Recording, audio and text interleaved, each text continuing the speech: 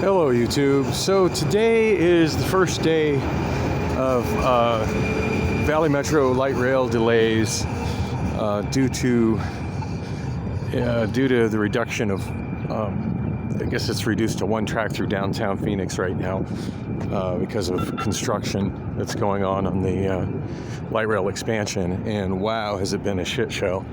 For those who are, and as you see, the train is headed westbound on Jefferson Street against the eastbound traffic on Jefferson Street. Not that it matters, because here in Phoenix the light rail doesn't share lanes with traffic like it does in other cities, so it's not like we've got a train trying to have a head-on collision with cars. But yeah, there's been some conflict with cars, to say the least. So date and time. It's Monday, April 18th, 5:19 p.m. And I forget what time I caught that train, but it was a long time ago.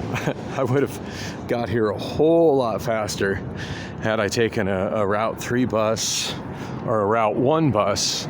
Now granted, for me to take a Route 3 bus is kind of a dicey thing because I was on 44th Street and only about half the buses go west of 32nd Street. As for Route 1, I think they all go as far as 44th Street, all the Route 1s. But yeah, I think that's only a once every 30-minute bus. Anyway, yeah, I'm definitely not doing this tomorrow. I mean, had I not left so exceptionally early, I would probably be calling an Uber at this point, trying to get to work at Amazon. So, gosh, what all happened?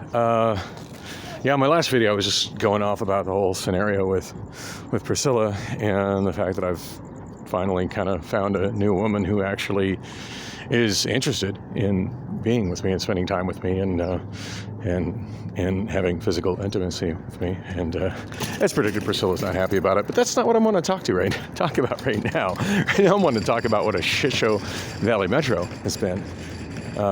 So yeah, back to our usual programming. So yeah, I left pretty early because I didn't really know how long I was going to get delayed at home, and I needed to walk from Crystal's apartment to my apartment to get my safety shoes for Amazon and get my wow, I'm totally walking the wrong direction to get to Taco Bell. I'm just so discombobulated by this last what feels like 40 minutes I've been hostage on the train, and it really felt like being hostage on the train, by the way.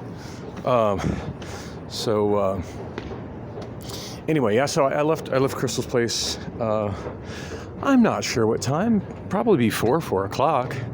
As I knew I got a bit of a walk to my place. It's not far, actually. It's definitely less than a mile. Maybe exactly a mile. Anyway, not a particularly far walk. Stopped at Circle K and got a sandwich, and was surprised to see my favorite clerk working there. Circle K there at 48th Street and 48th Street and Thomas. Yeah, my favorite clerk working there usually works late nights, so that was kind of a pleasant surprise. But anyway, got home. Yeah, a little bit of drama with Priscilla. Gosh, and just think, if I lived here, I wouldn't have to leave my place to go to work until about 6 p.m. As if I could afford to live here, right? So anyway, yeah, so I'm not sure how long I was at home. I didn't let Priscilla slow me down too much because, whatever, bitch, I'm over it, and I gotta go to work. But yeah, she was kind of yelling as I left. I forget what it was, but yeah, it kind of ended. The argument ended. I really want to talk about delays on Valley Metro, but I just can't get what happened with Priscilla out of my mind. Yeah, it ended with her asking if I was coming home after work, which, I mean, wasn't really. I mean, let me think about this. Go home to a bed with an eager lover waiting for me in it, or go home to a messy apartment to be in bed alone, where she may or may not be there because she may have stayed out all night with somebody else, And then when she shows up, not sleep well because she's yakking on the phone because she's decided to take a work from home job and take over my daughter's room to do it. Or remember the other option, go to a clean apartment, a very clean, comfortable apartment with an eager lover waiting for me naked in bed. It's really not a tough decision. It's really not. So anyway, and maybe I should have just been like just blunt no, but I was making my way through the kitchen and I couldn't not notice, that she had made no efforts to clean the kitchen since I'd been gone, and it was still just disgusting as fuck. Piles of dirty dishes, dirty ass stove, just disgusting. And of course I'm on top of Taco Bell, nifty. Anyway, of course my response was, well, that depends. Are you gonna have the kitchen clean when I get home? Which of course is just pretty much adding fuel to the fire, but what the fuck ever. And her response was, which of course should digress to an argument of, well, that's what I've been wanting to do. I've been wanting you to be here to help me clean this. I'm like, I don't want to help you clean this because I didn't make this mess. I said, I don't cook. This is not my messy stove. I don't cook. I'm not the one, I don't dirty dishes. These are not my dirty dishes. Oh, well, you've ate off some of them. Yeah, perhaps, but that's only because you've cooked when I've asked you repeatedly not to cook here. And it all revolves around, she's worried about me sleeping with other women and whether or not I'm wearing condoms with them. Really? Bitch, I don't even care about that. And if you care about that, and it's a big deal to you, you should be aware that I don't care about that and just leave me and leave me and be done with it. And for me, the big deal, and I've said it repeatedly, is the fact that you moved into my apartment when I didn't want you to move into my apartment. And you're still here. That's what's a big deal to me. Nothing else, anything else that you mention is just like irrelevant to me until you fix that situation.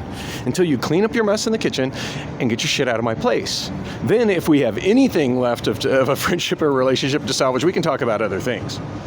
But until that's resolved, nothing else matters to me. I was going to talk about Valley Metro. I wasn't going to talk about this. But anyway, that's kind of where that exploded on the way out. And then she got super extra pay. Went from upset but wanting to act all kind and forgiving. And, oh, will you hug me? Probably not. I already hugged you once and it wasn't that pleasant. Yeah, I forget what she was yelling as I was on my way out. I left, whatever. So, bus showed up right after I got there, and I think I was shooting video. Yeah, I was shooting video, so I had to get the video short for the bus.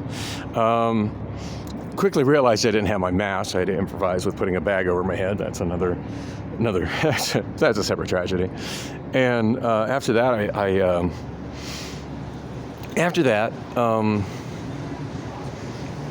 got down to the train. It wasn't that long of a delay for the train, and again, bag on my head through the train platform, bag on my head onto the train. But I noticed there was no security on the train, so I just went ahead and took the bag off my head.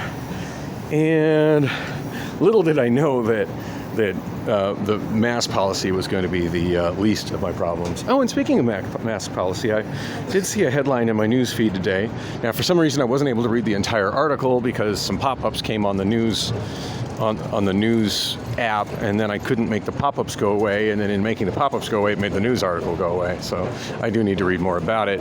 But I did see the basic headline in the first paragraph of the story, and basically what it said was that a federal judge has struck down the public transit mask requirements for buses and other public transportation in Florida, based upon a finding that the CDC did not have the authority to ever make such a mandate, which is crazy. I mean, really? So basically something has been held up as law from an organization that didn't have the authority to make that as law for over 2 years. It's taken over 2 years for a judge to do something about that.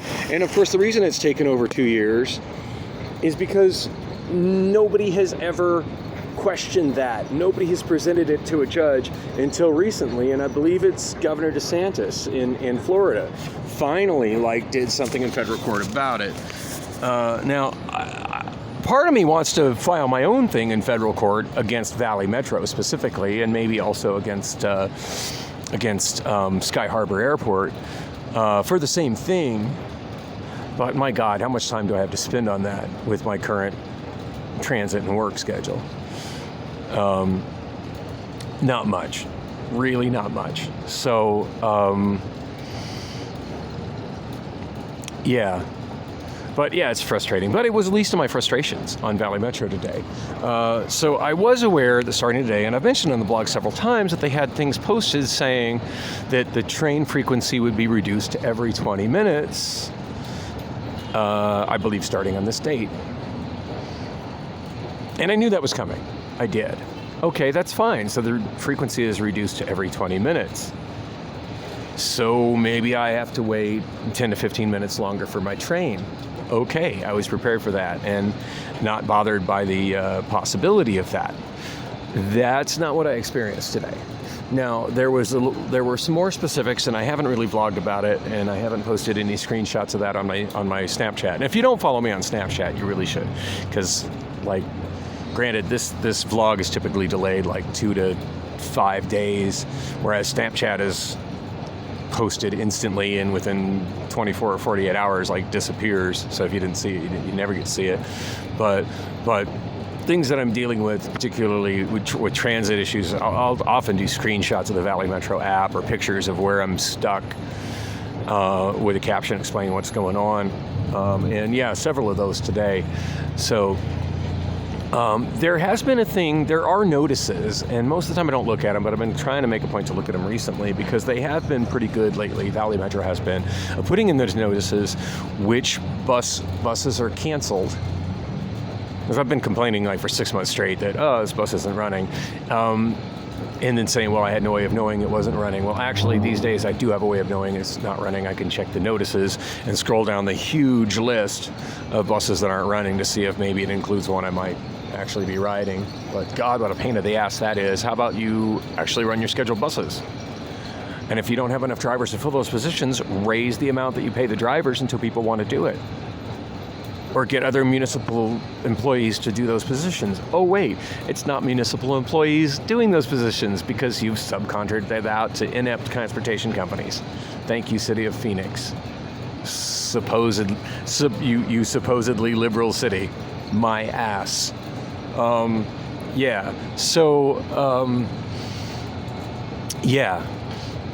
Today was a complete shit show. Now, what was listed in the notices, the other thing that's put in the notices has been an explanation of how, over the next month, the trains are going to be reduced in frequency due to construction causing the use of only one track in downtown Phoenix, as opposed to the separate tracks. Because there's a track that goes on, and it's generally only used for westbound, northbound trains. That goes westbound on Washington Street, then northbound on Central, and then there's one for southbound, eastbound trains. It goes southbound on First Avenue, eastbound on Jefferson Street, which, as you saw, there was a westbound train on that I just got off of. Yeah, that's. There was a notice saying that it was all going to be reduced to one track, and it did say that it was going to be which track it was going to be for the first half to a certain date, and then which track it was going to be after that, and that if you normally picked up your, because when you're downtown, obviously there's platforms for the trains going in one direction on the one street and different platforms of train going in the other direction on the other street to let you know that, hey, for both directions you will be boarding on the track that's functioning, and this is what track it is. Okay, that's fine. They give notice of that. What they didn't give notice of is massive delays of the train once you're already on it. And I'm talking massive delays. And I wish I would have noted exactly what time the train stopped and started, but I had 3 massive delays on the westbound train riding from 44th Street to where I got off in front of baseball stadium, formerly known as Bank One Ballpark. I don't even know what the fuck it's called now. Chase Field, I think. I don't know. I hate corporate sponsorship naming of stadiums because it changes, and landmarks shouldn't change names. But I digress. Anyway, so I got stopped. It stopped at the station at 24th Street. It must have sat there, I want to say 25 minutes, maybe more, maybe a little less, but it felt like more. Did say that there was going to be a delay because of, while we're waiting for an available track to downtown. It was nice of the operator to get on and say, that there was going to be a delay. It would have been nicer if he said how long. Now, in the driver's defense, train conductor's defense, whatever you call a person who pilots a light rail, I'm sure he had no idea how long it was going to be, and he's waiting for somebody on a radio to tell him, hey, it's clear to go. But that information should have been available, and he should have been able to immediately relay that to the passengers. And that should have also been reflected in the schedule on the app of, hey, this is what time you're going to arrive. Because when I checked it, it was showing just the usual arrival times at stops in downtown Phoenix. It wasn't showing any additional, 25 minutes. And there was more than 25 minutes. So we were stuck at about 24th Street for about 25 minutes. After about 20 minutes or so, the operator came on and said, apologized for the delay, and said that we would be leaving shortly. Now, I didn't say whether shortly was going to be 20 minutes shortly or 5 minutes shortly or 30 seconds shortly. It ended up being maybe another 5 minutes. Then we went forward and stopped again at 12th Street, where there's also a train platform. And I've complained about the existence of this train platform, why it's at 12th Street as opposed to 16th Street, where there's like a major bus line going north and south, and there should be a transfer between, Route 16 and the rail. But again, that's a separate tragedy. So we get to 12th Street and we sat there. I want to say about 7 minutes, maybe longer. It was definitely more than 5 minutes. Not even a peep from the operator. We're just sitting. By this time, there's somebody on the bus, because there's some loose cannons on the bus. Let's face it, the mentally ill people take the bus because they don't drive. I'm kind of included in that. So he starts this. There's a guy that is like kind of yelling and screaming, and I did mention there's no transit security on this bus. That's why I took my bag off of my head, which was my makeshift mask. So there's nobody to calm this guy down. So yeah, I'm on a train with a screaming madman who's rightfully upset. Like, why are we not moving? I mean, I understand why we're not moving, but why was this train scheduled in such a way that it would be sitting here not moving for such an extended period of time? And why hasn't there been an announcement explaining how long we'll be sitting here and, estimated, and in the app showing us estimated times and when we'll arrive to when we're going to arrive? Because at least then we could make some educated decisions on, hey, do we want to stay on this train or maybe go sit and wait for the Route 1 bus or walk, 2-3 blocks to the north and catch a Route 3 bus? Because after 32nd Street, I mean, there's pretty good frequency on the Route 3. Which is probably what I'll do tomorrow. But anyway, I'll probably take the Thomas bus because I don't expect that I'll be going home. Anyway, I digress. So yeah, we sat there for quite a while. We finally go forward. And at this point, I'm looking to see like what my options are going to be for transferring to the... Oh shit, speaking of options, I better start moving now. It's 36 after and I got to get on the 41 after train. I'm sitting here running my mouth when I could have been getting some Taco Bell, but whatever. I really want to document this. This is just insane what happened on the train today. So I'm looking at the, and I also put this on my Snapchat, I'm looking at the, at what's going on with the arrival of the,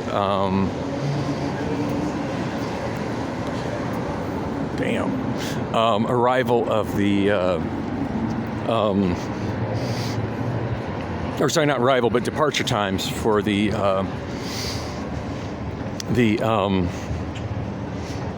I-10 West Rapid buses. Because I'm thinking, I usually catch the one at 5:41 or at 6:11, but at this point in time, my batteries are nearly dead, and I'd really like to just get to Amazon sooner than later so I can get myself a stock of masks, since I don't even have any spare masks in my bag, and get myself some food and drink there. It's inexpensive.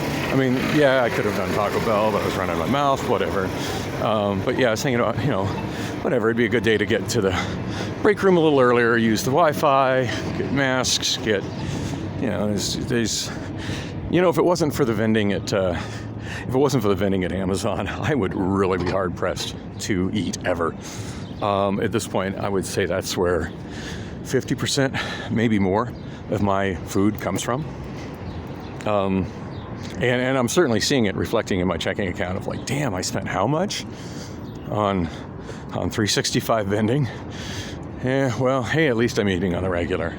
So, it's a love-hate thing. And there's items. I'm figuring out over time which items are a good deal and which items are an okay deal. And of all the places that I buy bottled soda, like individually bottled refrigerated sodas and canned sodas, it's actually the best deal. Right now I'm paying 99 cents for 20-ounce sodas, and I think it's 60 cents, maybe 55 cents for cold cans, 12-ounce cans of soda. So, yeah, that's a good deal.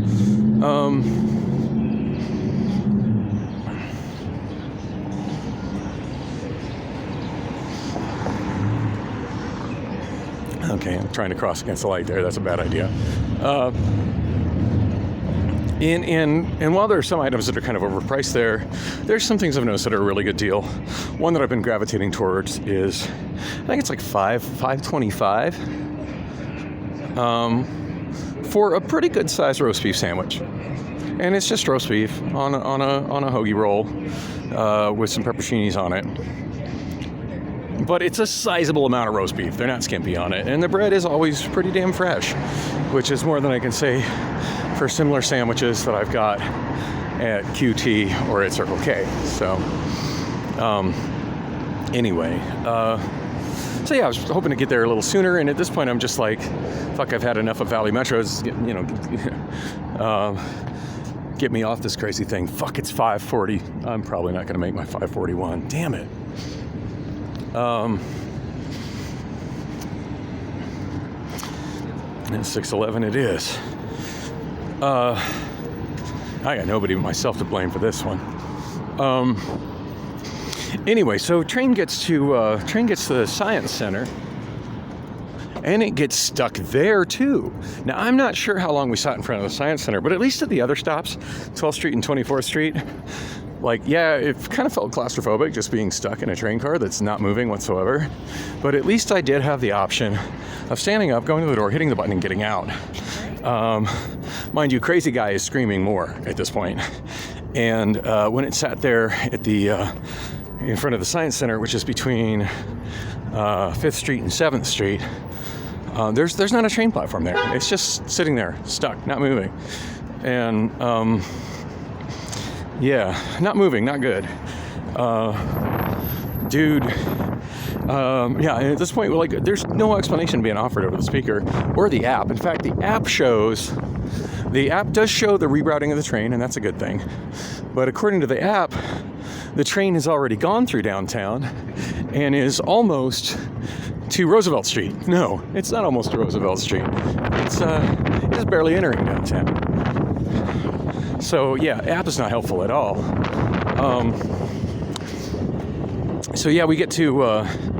We sat there for quite a while, and then when we finally did go, and I've never noticed this crosscut track before, never noticed it, but it turned left at 5th Street, and then to 5th Street to Jefferson Street where it turned right. Obviously, this is creating a problem with vehicular traffic.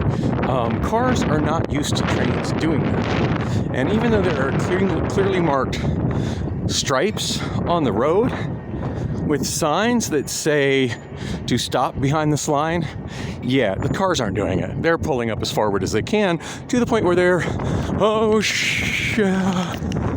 that's an I-10 East. Never mind. I probably missed my I-10 West. Anyway, to the point where they're